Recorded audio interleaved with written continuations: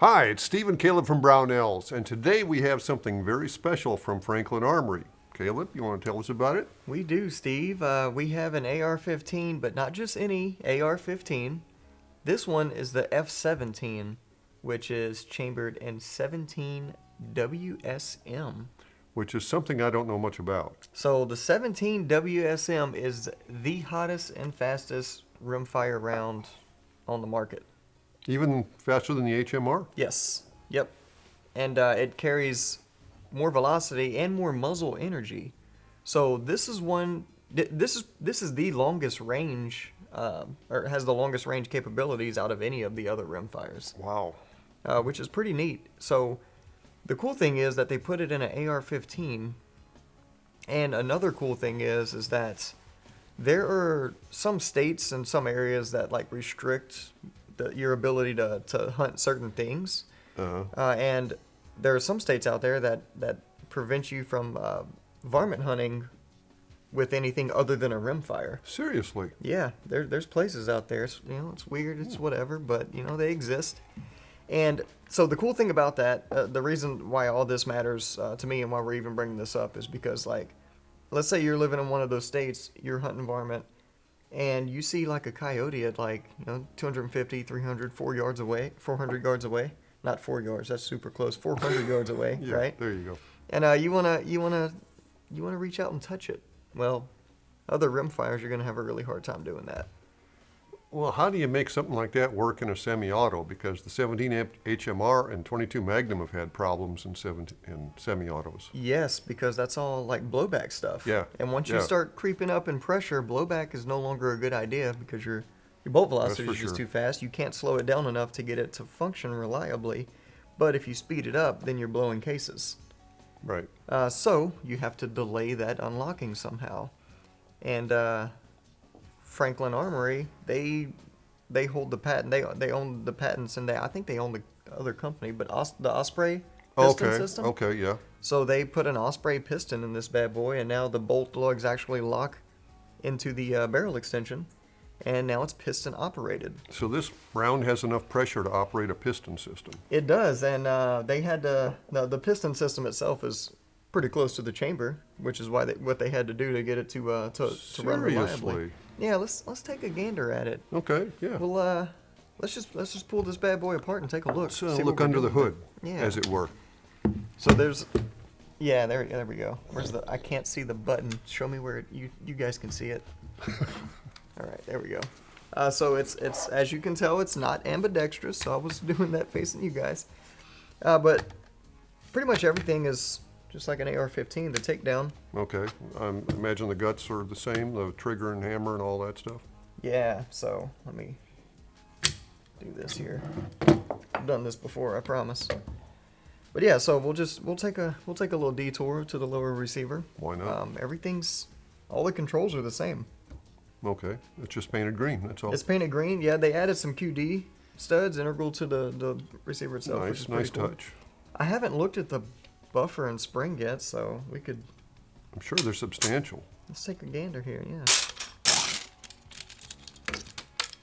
Look at that. We got so the receiver extension's standard, nothing crazy there. There is a extra buffer piece in the back here. So what this actually does, this piece in the back, is shorten the length of your bolt travel. Because that round is much shorter. Exactly. So it doesn't need to come back as far, so it doesn't. Which translates to more reliability anyway. So buffer itself, we're going to say that might be a little lighter than a 3-ounce. That might be a 3-ounce standard AR buffer. Yeah, that's not very heavy. Yeah, that may be the standard. Hey, don't quote us on that. This part doesn't matter anyway, right? The spring itself, that appears to be a standard mil-spec carbine spring, but so nothing crazy there. Nothing super weird or proprietary, which is good. And then the rest of the stuff is the standard stuff, which we talked about. And they added a little bit of pattern to the front of the mag well, so if you want to grip it there, go for it. Is this only sold as a complete firearm? It is, and you also have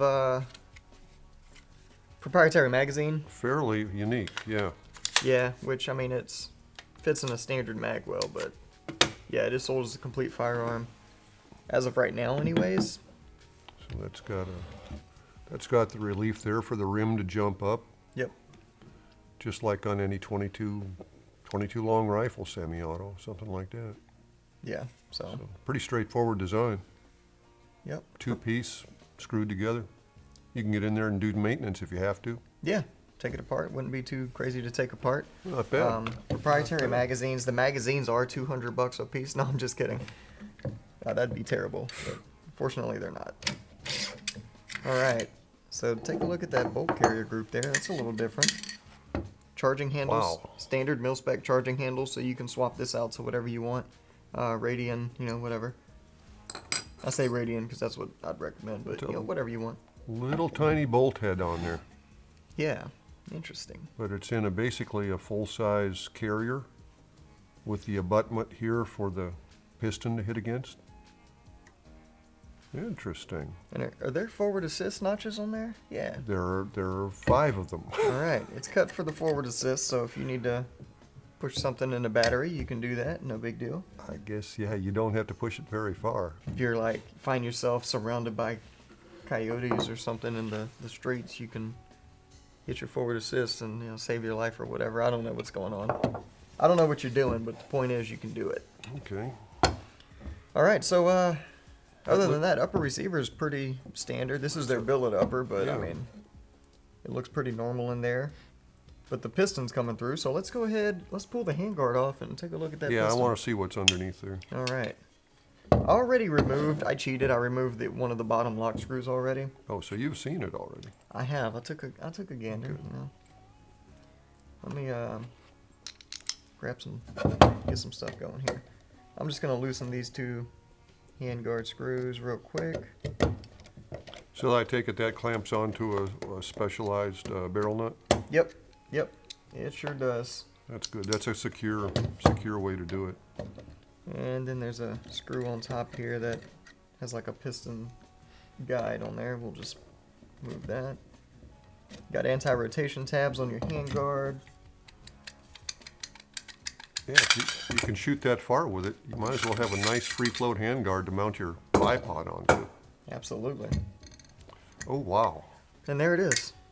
It's tapping right up there in front of the chamber. So you got like a 4-inch piston going on there. Yep, you got a small short stroke piston. That's all you need. Yeah. Yeah, it's a very short round, so. And then that's it. I mean, that's all there is to it. Very neat. Just a cool gun, a cool caliber option.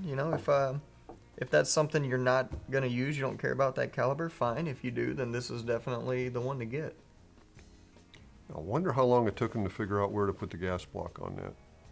I imagine quite a bit of research went into Just this. trial one. and error. They probably have data showing, all the way up here, all the way back. Well, they got to find out where that pressure peaks and then tap off the gas at just the right point. Yep. So a little bit of R&D went in there. Oh yeah, I'm sure plenty of it went into it. Man. But just a cool gun. The gas block itself. So in order to get to the piston, it looks like you would have to knock the pin out the gas block and slide it forward. Yeah. But putting it back in place is probably no big deal. There's an indexing tab on the bottom, so you line it up perfectly every time. So. Oh, nice. Yeah, that's no issue there. But yeah, that's it. That's all there is to it. Pretty cool. Yeah. And that green is starting to grow on me. When I actually. first saw it, this is available, we showed this setup with this B5 stock. This isn't the collapsible one and stuff like that. But it's available in different configurations and different colors. If you're not crazy about the green, you don't have to. Yeah. You don't have to have it. Well, you know which one in the rack is your rimfire. Yeah, you At do. a glance. This one stands out. So that's good there. Oh, the muzzle device is have 28 threads. Yeah, why not? This one here, that's a 22 muzzle device, but They've got a very efficient looking brake on there, although I can't imagine if it makes any difference if that brake's on there or not. yeah, I'm sure 717 WSM isn't. I wonder how much powder's burned by the time it gets to that brake, It'd be interesting Not to a lot left, see I that wouldn't think. research too. I'm sure they've tested this with different barrel lengths as well to kind of figure out, you know, what's good. But you know, the good old 16-inch legal length. What's is, it marked there? That's FA17. 1 in WSM 9. 1 in 9 1 twist. in 9 twist. Okay, fairly fast. Yeah. For a rimfire, especially. For sure. But yeah, so that's all there is to it. I'm just gonna kind of throw it back together here, but Cool. Not your everyday AR, that's for sure. not at all. All right, so the handguard's back on. Reassembly is just basic AR-15 stuff. No big deal there. Right. Obviously not the standard bolt carrier group, of course. No, not even close. Nope, almost forgot, Steve. It works better that way. You know, it works a heck of a lot better with the buffer and spring in there. All right.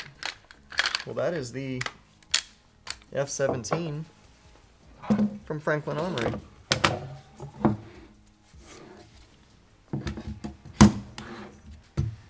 All right. Well, if you have any experience with this type of firearm or this caliber in any kind of firearm, let us know in the comments. We'd like to hear from you. In the meantime, thanks for watching, and we'll see you next time.